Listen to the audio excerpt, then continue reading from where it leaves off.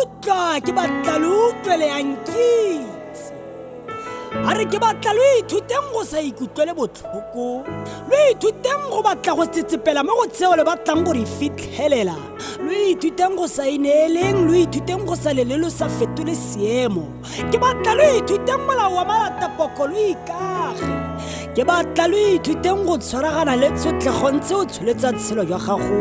lo ithuteng go gatela kwa pele le fa o gata ka mebutla o e utla o sa utlwane le botlhoko jwa teng ke mebutla fa o e utla o tla ithuta o tla utswa kitso wa utlwa thupo e monate ya go ka uma